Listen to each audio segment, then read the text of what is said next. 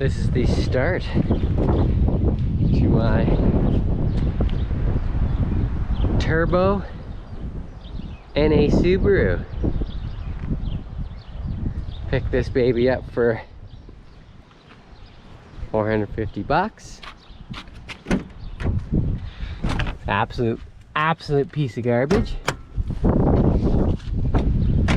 Perfect test bed to put a turbocharger, as usually they don't last very long on NA Subarus. It's a 97 with an EJ22 and a sticky ass hood. There we go.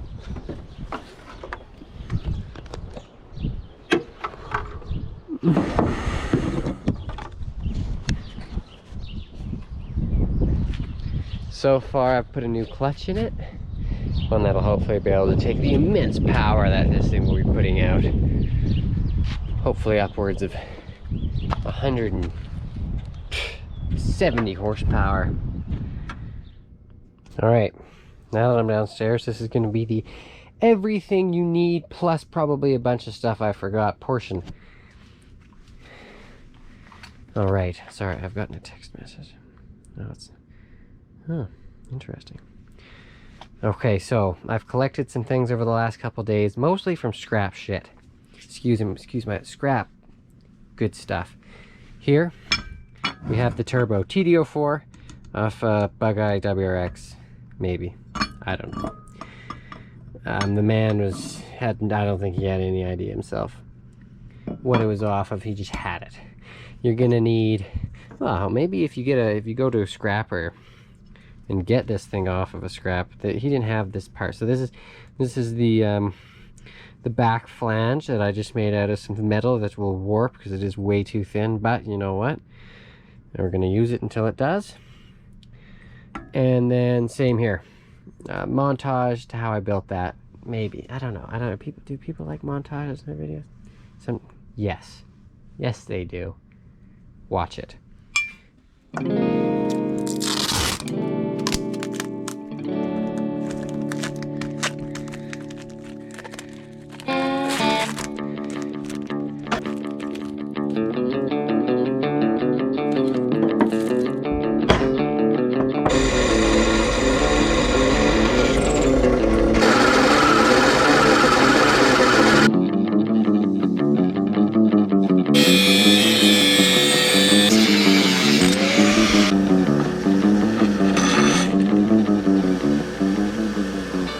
So this one, actually, I have a tiny piece of metal that I welded on the side gusset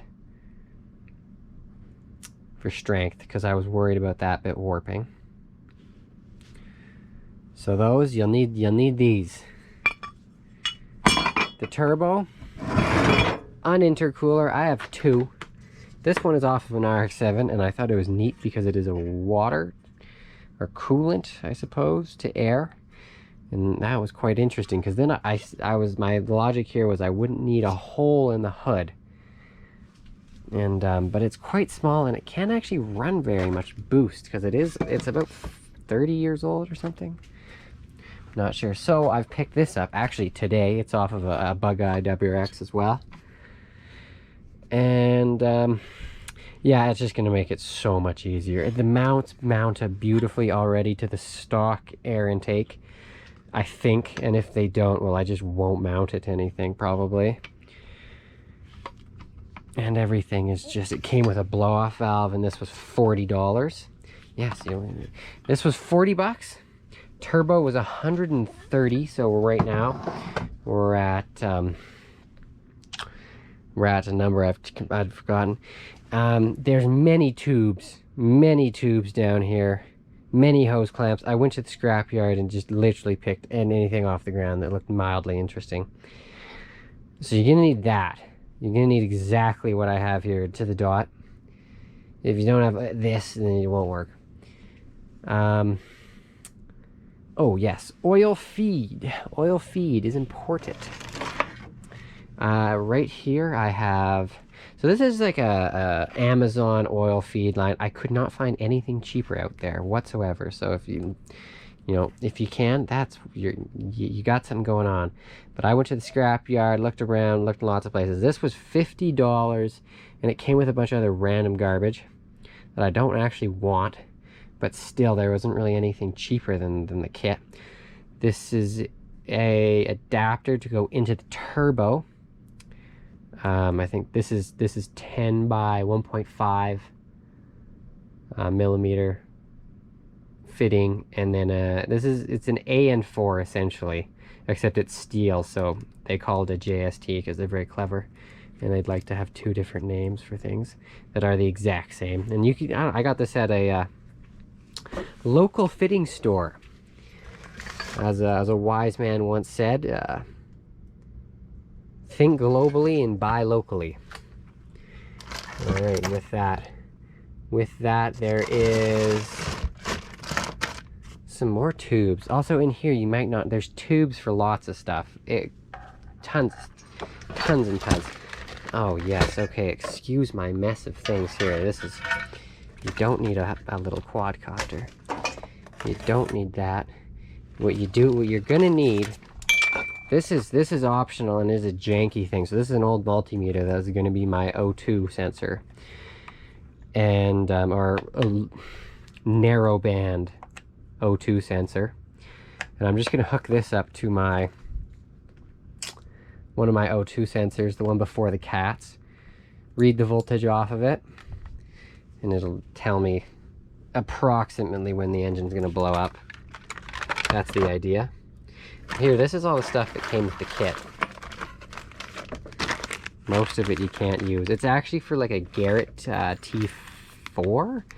and I got it for an RX-7 turbo that I had, and with that adapter it'll transfer over to this, and then on the other side of it, oh, and this is the oil return,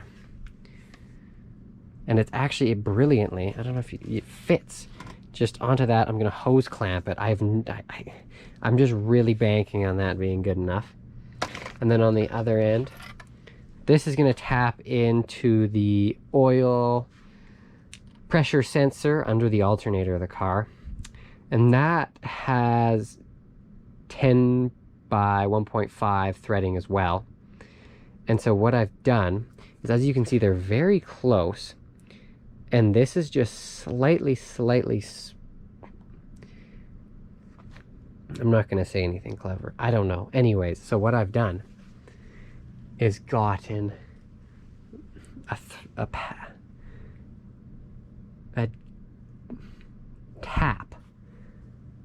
This is 1/8 inch NTP 27, and so I've gotten a 1/8 inch NPT tap, which is somewhere, and I'm gonna tap into that, and then I'm gonna just jam the oil pressure sensor into that fitting. We'll see that later. A boost gauge, the cheapest boost gauge I could get. I don't want to be too accurate here, because if it's, well, accuracy is only good if you know what to do with it, so keep that in mind. Here's a gasket that we will not be needing. And as you can see, the key here is organization. You really want to be organized before you get into this. Not that this is a how-to video whatsoever. Just, yes, organized. All right, let's go fit some shit up.